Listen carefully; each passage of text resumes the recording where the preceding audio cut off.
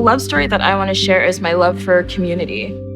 It is when I found community that I really started to feel comfortable and really felt loved. In identifying as non-binary, I've always thought that it has to be androgynous. You have to be somewhere in the middle, but I can be whatever I want to be. And that's all that matters, is that I accept myself and I have people in community and chosen family that support and love me for how I present. And that's all that matters. I had a very hard time coming into myself and learning more about how I identify because I was in a lot of spaces where I didn't see people that looked like me.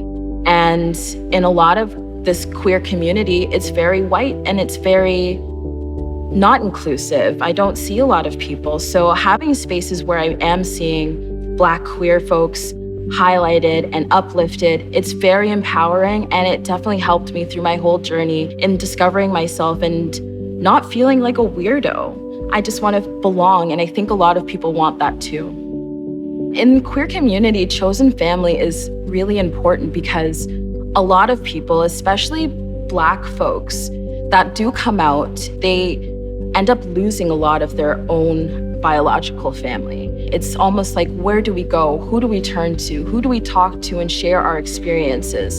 So having chosen family based in queer community is such a beautiful and uplifting thing because these people understand what you've been through and they can relate in a way that only people who've lived in your experience can.